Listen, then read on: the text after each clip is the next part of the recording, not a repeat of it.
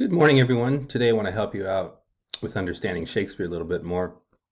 One of the things that you want to understand is that in his world, social hierarchy was fixed.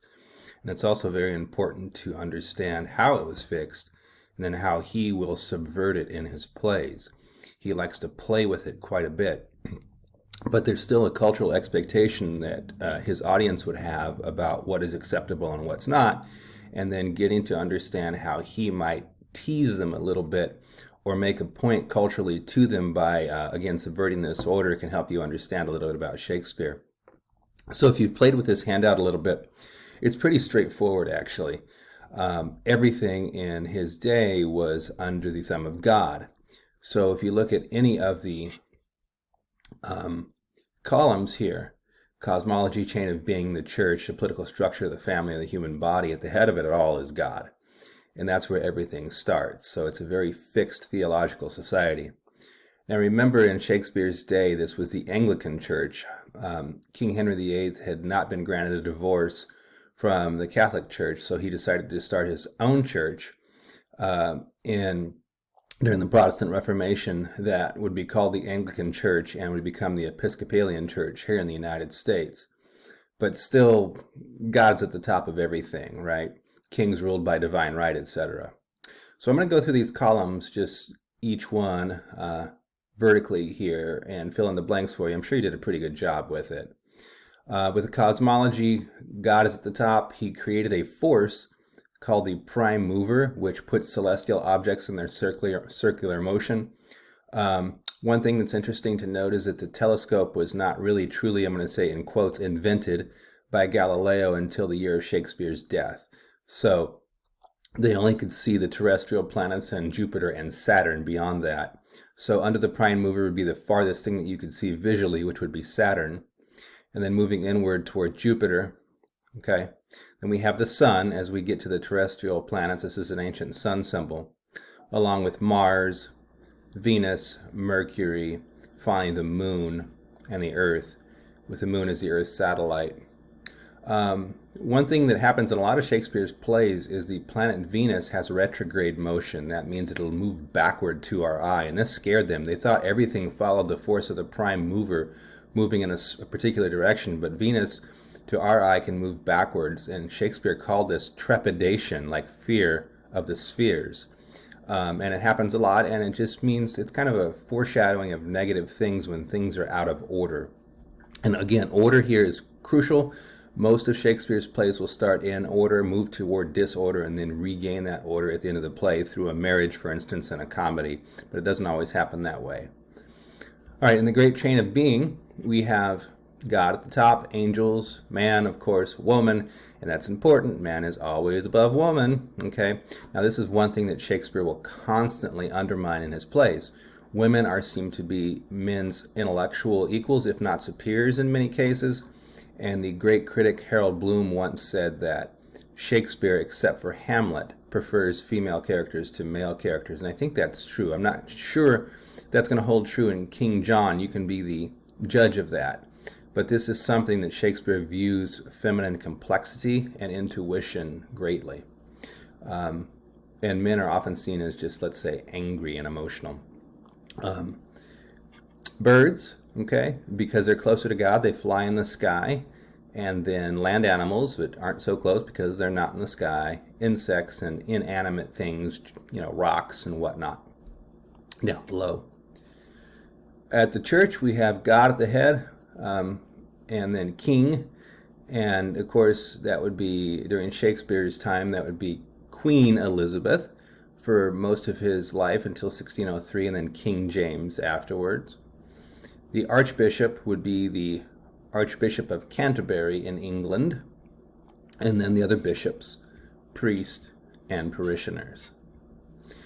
In the political structure, okay, we're going to say God again, and in king, queen, right, prince and princesses. And then this category here, which is a very important one, because these are landed noble gentry.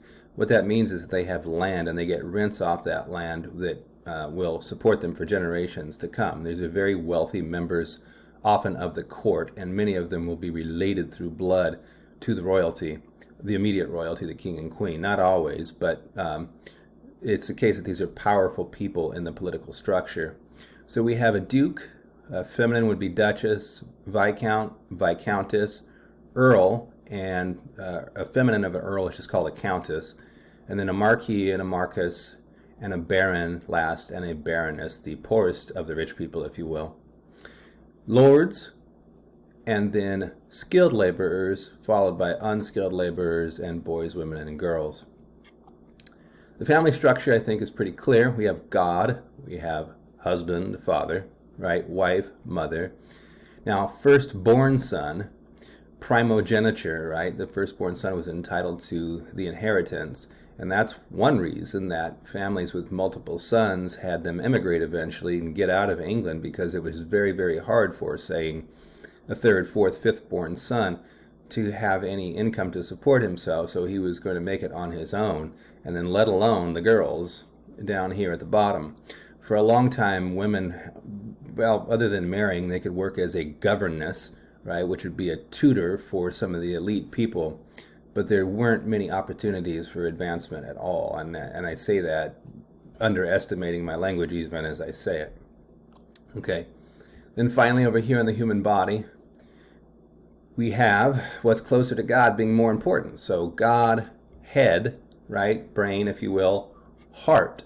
Now that's important to note because intellect, logic, and reason are supposed to rule over the heart, which is considered to be an emotional core. So one thing that is to be valued in the speech of everybody is clarity and rationale. A lot of Shakespeare's royals will speak in very strong iambic pentameter. It's something we can talk about later, but it's an ordered speech in which the language is formal and counted, and it shows that somebody is in control of his or her emotions through logic, through reason. But if somebody's angry, they won't speak in that. Somebody who's speaking with the heart, overly emotional, might ruin that meter, truncate it, shorten it, if you will. And then somebody is thinking here, which would be like your internal organs, we're going to say other, viscera, V-I-S-C-E-R-A. The more emotional you get, the less clarity and less value we're going to put on you in terms of the society and finding to the limbs, right? So keep this in mind as you read. It's just important to understand that there were strict hierarchies during his day. We have them during ours, but his were extremely strict. One of the things that Shakespeare had to do, remember Queen Elizabeth was in his audience at some of his plays. He could not openly violate these conventions because, well, it could cost him more than his career, right? It could cost him a lot more than his career. If he chose to toe a political line that went directly against the Queen, it might be more than that. So what he does has to be done even-handedly. It's done through the art. And when you see things where a female character out-reasons a male character, Queen Elizabeth might like that one and might let that one go. So that's allowed to him. And that's something you can certainly look for in King John. But I would also challenge you to look for the emotional content of everybody's speeches. The human body with the head being over the heart, I want you to look in the play and see if you see characters that really value rationale over emotion, if there are any, because it can help you understand who to value as characters, who to look for truth. All right, well, that's good for now. I hope I helped with your discussion posts. I liked meeting you on Confer Zoom the other day, and I'm always here for questions, everybody. I will talk to you soon.